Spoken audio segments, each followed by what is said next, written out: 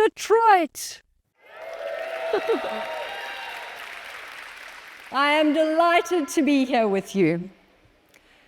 Now, we are all guilty of having thoughts that go along the lines of, in Michigan, we do things like this.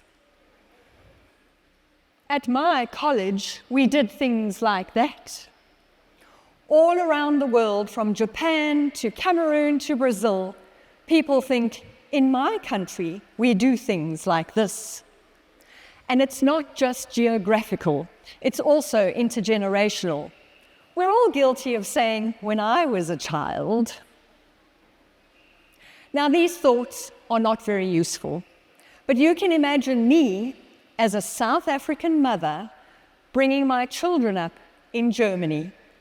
My head was filled with these thoughts constantly, but I realized really soon that this wasn't very helpful, because the lives of our children were going to be so different to the lives that my husband and I had had growing up in South Africa. Because the language was different, the school system was different, the hobbies and sports were different, the way of thinking was different. So I really had to try and suppress those thoughts. Now, as a parent, you try and teach your children the way the world works, and then you move on from that to more important subjects. So some of the things we taught our children in Germany were that the new year starts on the 1st of January, that Sunday is a day of rest, and there is nothing open in Germany except petrol stations and restaurants. You wear a jacket in January and a swimsuit or shorts in July. You read from left to right, and you don't spit, slurp, or burp. These are all basics, right? And it was pretty much the same when we would go and visit our family in South Africa, except I'd have to tell the kids, you absolutely cannot wear your swimsuit in July. It's the middle of winter. You'll get pneumonia. So we were happily balancing these two cultures when we turned our noses east and we flew to the Middle East and went and lived in Dubai for a number of years. There I had to tell the children that not only can you read from left to right, you can in fact read from right to left. That Sunday was no longer the day of rest. It was in fact Friday. And you absolutely have to go to school on Sunday. And burping. Yes, burping. That is a way of showing your immense satisfaction with an outstanding meal in some parts of the Middle East. Just don't do it at home. After a number of years, we turned our noses east again. And we kept going, until we landed up in the Far East, in Shanghai. There I had to tell the children that not only can you read from left to right and right to left, but you can in fact read from top to bottom. That the new year doesn't only start on the 1st of January, but it can start any time in January or February. It was then I decided to come clean and tell them that it can start in March in Persia or September, October in the Jewish community. And slurping, yes, slurping too is a way of showing your immense satisfaction for an outstanding meal, especially noodles, in places like Japan and China. Just don't do it at home.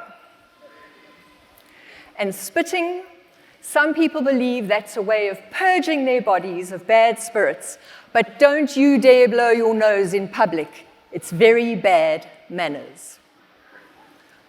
After a number of years, we turned our noses east again, and we kept going, until we landed up in the Midwest, right here in Michigan, where my children told me, you absolutely can wear shorts in January in Arctic temperatures. Everyone does. my children were very quick to ask why they couldn't celebrate Christmas, New Year, Hanukkah, and Eid, and have all the gifts that go with those celebrations. They were joking, of course, and as shockingly superficial as it sounds, they're right. Why can't we take the best from every culture and incorporate it into our lives? My love of nature comes from growing up in South Africa. But living in Germany, I became aware how every single daily choice I make in my life has an impact on nature, because the Germans are so highly attuned to how much electricity they use and how much plastic they generate. In Dubai, I saw how people have lived for generations cooling their buildings, not with electricity or air conditioners, but with wise architectural choices like wind towers. And in China, I saw the vast expanses of wind turbines generating green energy more than anywhere else in the world. All these thoughts have filled my head with new ideas and possibilities and helped me understand how the world works. And there have been times where I've wondered if my children were wondering how unfortunate they were to have a mother that clearly had no idea how the world works. Now, when we put all our norms and habits under the microscope, there's very little that's cast in stone. For the most part, there's no right or wrong, no good or bad.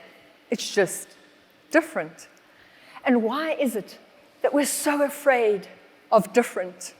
Why do we think that if we engage with something different, that our whole world's going to come tumbling down? Because different is a gift.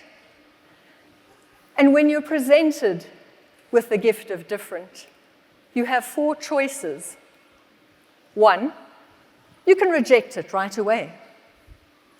2, you can put it on a shelf and tolerate it. Or, if you're curious enough, and sometimes you do need to be a little brave, you can tug on that string to open it. And you can 3, peer inside, study it from there, maybe touch it, or you can 4, take it out, study it from all sides, and engage with it. And I assure you that if you go for option 3 or 4, even if you don't like your gift, you'll still be enriched because you'll be wiser. So when you are presented with the gift of different, I urge you to tug on that ribbon and open it. Be curious, explore, because you will be enriched, just like our family has been enriched when it comes to the subject of noodles. For us, the question no longer is to slurp or not to slurp. The question is when to slurp. Thank you.